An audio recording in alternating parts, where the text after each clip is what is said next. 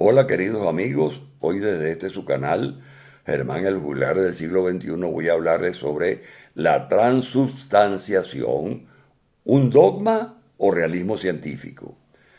Es un tema religioso y sé que es inconveniente hablar sobre religión y política en estas tribunas virtuales por la polémica y a veces intransigente reacción que puede ocasionar en sectores de la audiencia, pero aún así he decidido arriesgarme. Y antes de comenzar debo expresar que soy un hombre religioso, católico practicante, y entiendo que haya personas que permanezcan escépticas ante estos temas argumentando razones de diferente índole, todas las cuales me parecen respetables y acepto.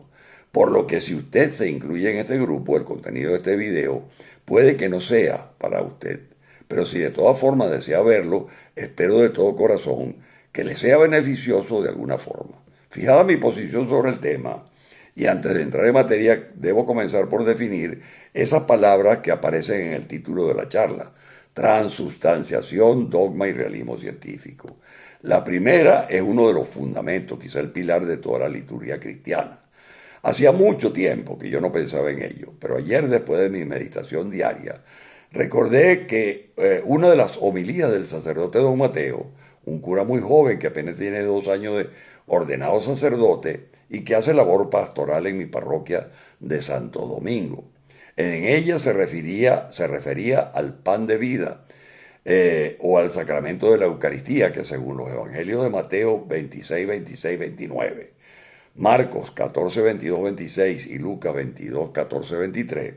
fue instituido por el propio Jesucristo en la última cena con sus discípulos. Estas homilías, en ellas, don Mateo expresa enfáticamente que no basta ser una buena persona para disfrutar de la vida eterna después de la muerte corporal, sino que es además necesario participar en el acto elevado, más elevado de la Iglesia católica, como es la Santa Misa, y en el sacramento de la Eucaristía, en el cual el sacerdote, mediante el rito romano o latino y una fórmula sacramental, hace que el pan ácimo sin levadura de harina de trigo y de forma circular, conocido como hostia, y el vino, se conviertan por obra del Espíritu Santo en lo que es el cuerpo y la sangre de Jesucristo. Eso es la transubstanciación. El origen de este ritual está en el matzá, conocido en yidis, un idioma hablado por las comunidades judías, como matzoho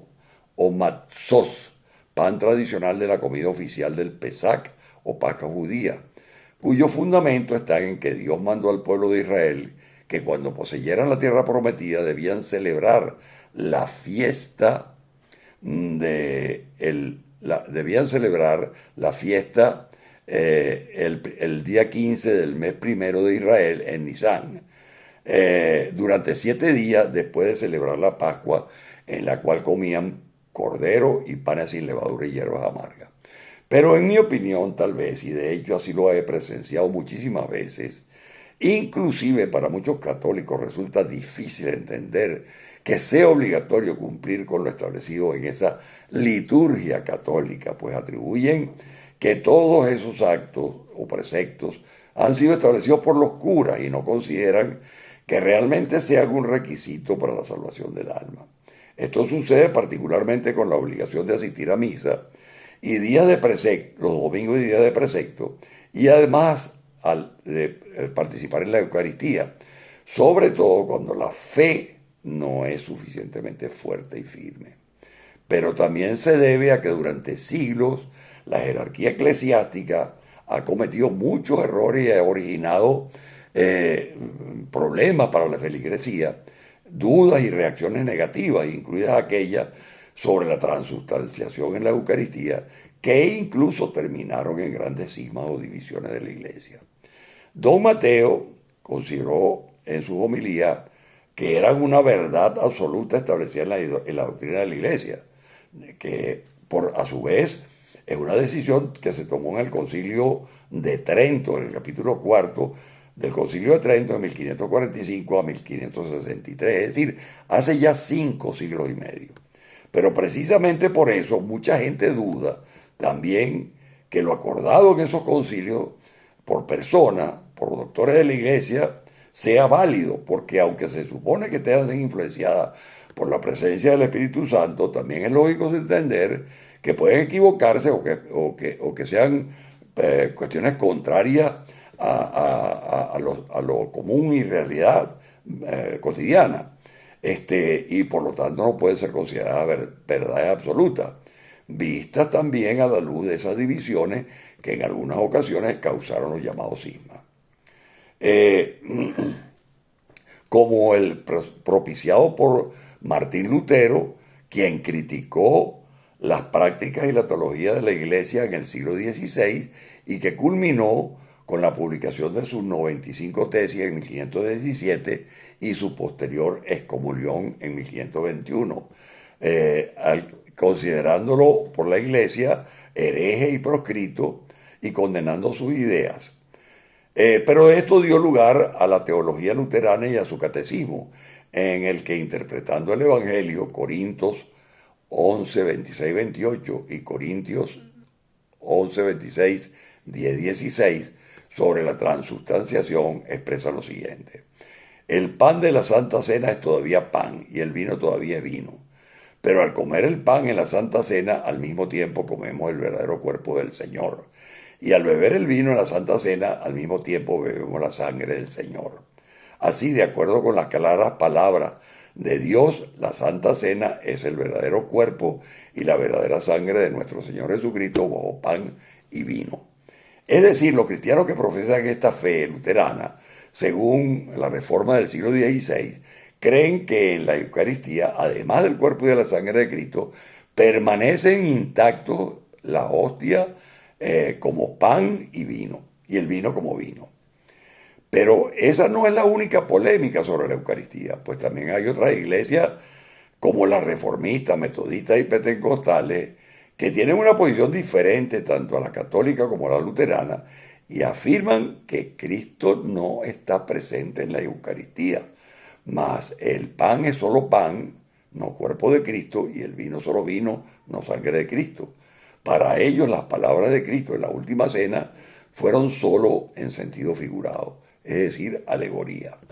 La segunda palabra, dogma, significa un sistema de pensamiento que se tiene por verdad y no puede ponerse en duda dentro de su doctrina, que a su vez es el conjunto de ideas, enseñanzas o principios básicos sostenidos por una ideología religiosa o sistema jurídico, que como base fundamental no puede alterarse o descartarse sin afectar a todo el paradigma del sistema o a la ideología en sí. En la doctrina católica elaborada por los doctores de la Iglesia no se explican los dogmas y se les considera verdades inmutables reveladas por Dios desde los tiempos de la evangelización de los apóstoles, transmitidas a través de las escrituras y de la tradición, y además la Iglesia Católica los ha promovido a través del catecismo para su aceptación como fundamento de fe a los fieles. Lo que comprensiblemente resulta muy difícil de aceptar para una gran mayoría de personas alejadas de la práctica religiosa. Son muchos los dogmas de fe proclamados por la Iglesia, 44 en total, que se encuentran divididos en 8 categorías: sobre Dios, sobre Jesucristo, sobre la Madre de Jesucristo, la Virgen María, sobre el Papa y la Iglesia, sobre la creación del mundo, sobre el ser humano, sobre los sacramentos, donde se incluye todo este tema de la transubstanciación, y finalmente sobre los dogmas sobre las últimas cosas. Aunque los dogmas de fe no pueden ser modificados y pueden ser reformados o reformulados de manera que se entienda mejor el contenido, su contenido de acuerdo con la época. Esto, en mi opinión, es compatible con el avance de la ciencia y la tecnología y que a su vez puede abrir puertas a los católicos que tengan interrogantes respecto a los dogmas. Y les podrían resultar útiles tratar de investigar e incursionar en temas de la realidad científica, el último término que empleo en el título de hoy, y no solo como una mera actitud defensiva, sino para encontrar algún fundamento o explicaciones que están bajo la duda en su falta de fe. Con esto llegamos a la última de las expresiones de este título de la charla: el realismo científico, tesis según la cual Las teorías científicas deben ser interpretadas como descripciones aproximadamente verdaderas de la realidad. El argumento central está en la metainducción pesimista, que es bastante convincente, pues es un hecho objetivo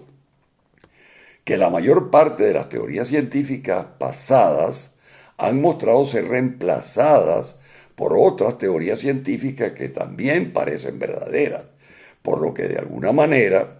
las actuales, según sea el avance tecnológico y científico, también podrían llegar en algún momento a resultar falsas. Esta argumentación incluso guarda relación con el falsacionismo de Karl Popper, corriente epistemológica que establece que una teoría científica solo puede ser considerada válida si puede ser refutada por la experiencia o la observación.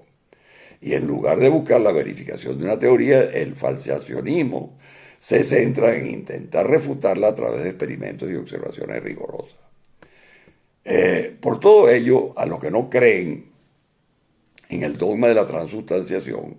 podrían emplear argumentos del realismo científico, especialmente con la concepción del no milagro, entendiendo que el conocimiento científico es aproximadamente verdadero en la realidad que nos rodea y la única forma de conceptualizar que los descubrimientos científicos no son un milagro, sino que ya estaban ahí y hemos sido capaces de conocerlo, descubrirlo o inventarlo, paulatinamente es a través de la investigación. De otra manera no podríamos explicar el éxito de la ciencia. Por ejemplo, en la historia, que como ciencia social estudia los eventos del pasado de la humanidad a través de distintas metodologías que analizan el contexto social desde épocas muy antiguas, desde los cristianos primitivos, se habla de la transustanciación, como es el caso de San Ignacio de Antioquia en el 110 después de Cristo. Igualmente en el Catecismo Católico Postconciliar Vaticano II, cuya versión oficial fue aprobada y promulgada por el Papa Juan Pablo II, publicada en latín en 1997 y que contiene la exposición de la fe, la doctrina y moral de la Iglesia Católica, atestiguada o iluminada por la Biblia, la tradición apostólica y el ministerio eclesiástico. Todo esto se ha convertido en texto de referencia histórica sobre la Iglesia Católica y en documentación trascendental para el estudio de todo lo concerniente a ella. Pero en estos documentos históricos se hace referencia a la Eucaristía y a la transustanciación del pan y del vino en el cuerpo y la sangre de Cristo como referencias históricas. De lo que se deduce que la creencia en la Eucaristía y en la transustanciación data del tiempo de los cristianos primitivos y que se ha mantenido hasta hoy mediante una revisión pastoral de obispos y autoridades de la Iglesia. En definitiva, una cuestión que puede ser o no aceptada por la creencia de cada quien y está estrechamente relacionada con la fe de cada uno. Por eso, al recordar las categóricas e impactantes homilías de don Mateo, me vino la idea de escribir esto sobre la importancia que para los cristianos católicos tiene ese concepto de pan, de vida y vida eterna, pero también sobre la dificultad que puede surgir a veces en cuanto a esta liturgia religiosa y la consecuente observancia de los preceptos en ella contenidos, asignándoles caracteres de verdadera absoluta y fundamentales en el culto, y específicamente para la administración de los sacramentos, la celebración de la misa y el ejercicio de las funciones sagradas. Esto me llevó a investigar sobre la realidad científica relacionada con la Eucaristía, encontrando profusa información sobre los llamados milagros eucarísticos, lo que los científicos dicen al respecto. Se refieren a eventos extraordinarios relacionados con la Eucaristía que son considerados milagrosos por la Iglesia Católica, pero que a menudo se producen inexplicablemente mediante transformaciones visibles de la hostia consagrada en carne y sangre, o en hostias conservadas también bajo condiciones que la misma liturgia establece. La Iglesia los interpreta como manifestaciones de la presencia real de Cristo en la Eucaristía y como confirmación de la transubstanciación. Pero en ellos también la ciencia ha comprobado cómo inexplicablemente toda la hostia consagrada se ha transformado en carne o sangre o en las dos cosas. Y todos tienen en común la duda sobre la transubstanciación por parte de los sacerdotes oficiantes de la Eucaristía que están involucrados en ellos. Son 10 los hasta ahora conocidos, pero aquí por cuestiones de tiempo solo les voy a mencionar 3 de ellos. El primero, Lanciano. En el siglo VIII, un monje de la orden de San Basilio, en Lanciano, que tenía dudas acerca de la presencia real de Jesús en la Eucaristía, durante una misa, mientras pronunciaba la consagración, vio cómo se transformó el pan en carne y en 5 coágulos de sangre. Una muestra de esto fue sometida muchísimo tiempo después, en 1970, al análisis científico por el doctor Odoardo Linoli, jefe del servicio de los hospitales reunidos de Arezzo y profesor de anatomía e historia patológica y de química y microscopia clínica, y el doctor Ruggero Bertelli, profesor emérito de anatomía humana en la Universidad de Siena. Los resultados publicados el 4 de marzo del 71 son los siguientes. La carne es verdadera, la sangre es verdadera. La carne pertenece al tejido muscular del corazón, miocardio, endocardio y nervio vago. La carne y la sangre son del mismo tipo, AB, y pertenecen a la especie humana, y es el mismo tipo de sangre encontrado en la sábana santa de Turín. Se trata de carne y de sangre de una persona viva a la que se habría tomado la muestra mientras estaba vivo. Fueron encontrados además proteínas normales, además de las proteínas normales, minerales como cloruro, fósforo, magnesio, potasio, sodio y calcio. La conservación de la carne y de la sangre, dejados en estado natural durante 13 siglos y expuestos a la acción de agentes atmosféricos y biológicos, permanece aún intacta, un fenómeno extraordinario e inexplicable.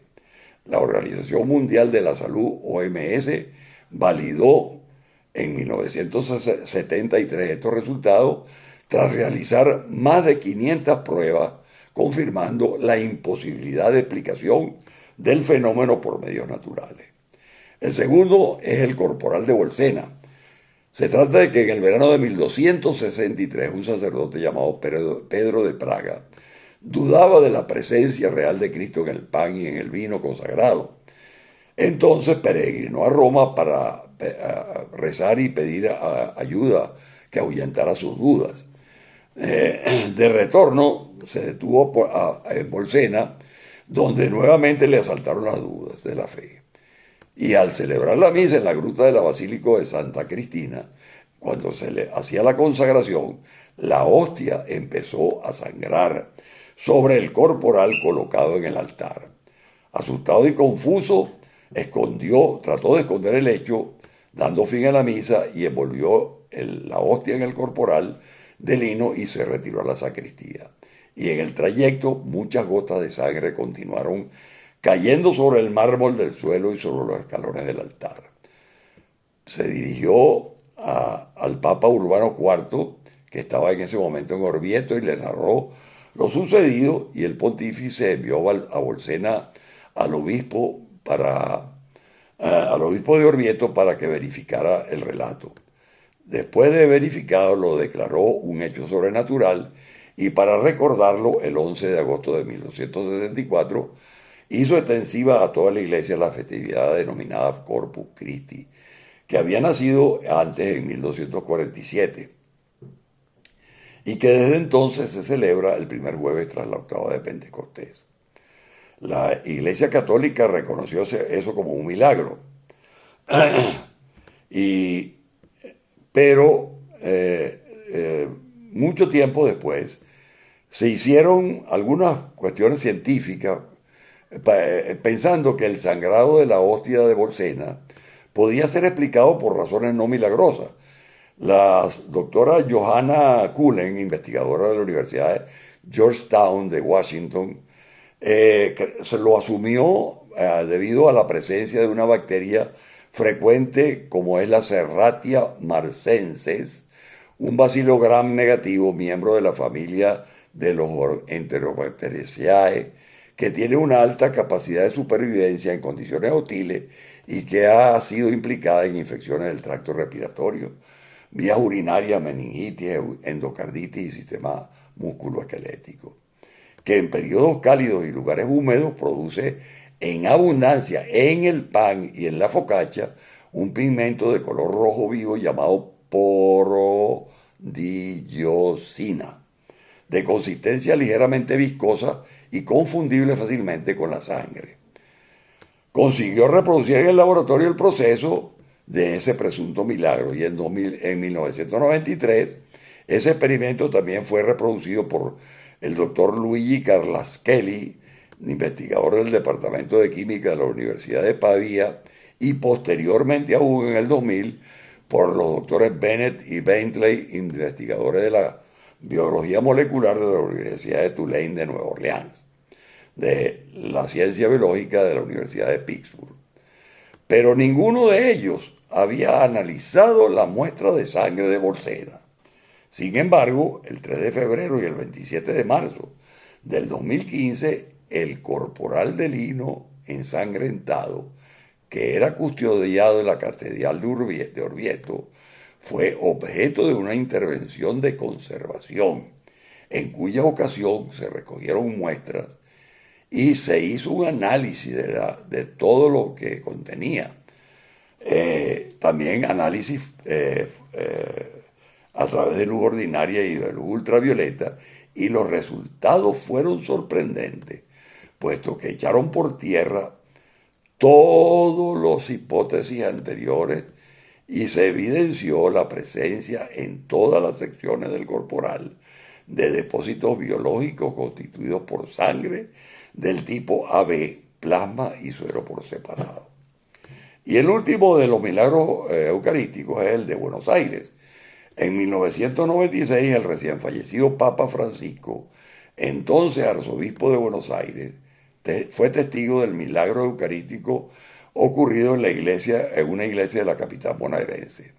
Alguien había abandonado una hostia consagrada en un candelabro. El sacerdote, en lugar de consumirla, decidió colocarla en un recipiente con agua en el sagrario de la capilla del Santísimo Sacramento, según mandan los cánones, esperando que se disolviera.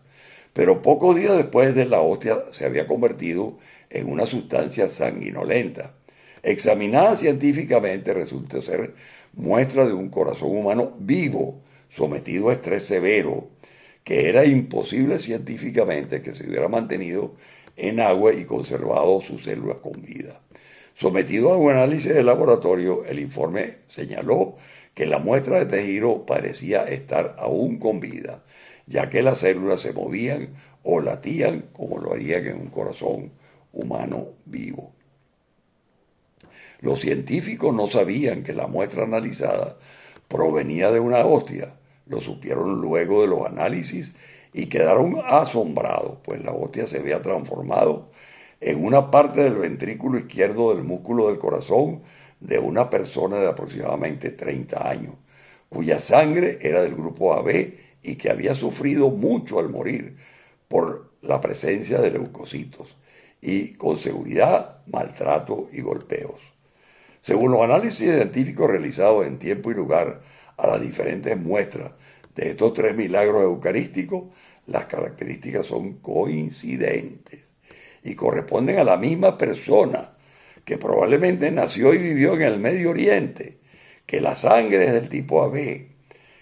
positivo, que la carne pertenece al ventrículo izquierdo del corazón y que hay síntomas por su composición leucocitaria de un profundo estrés o sufrimiento, y que se conservan inexplicablemente como tejido vivo a pesar de los años, incluso después de 13 siglos. Sin duda alguna, estos milagros eucarísticos para los creyentes, como yo, en la transubstanciación, constituyen una prueba irrefutable y científica de la presencia del cuerpo y sangre de Cristo en la hostia consagrada. Y para los no creyentes, al menos debería ser una duda razonable de que estén equivocados. Bueno, eso es todo por hoy, queridos amigos. Que tengan ustedes un feliz término de domingo.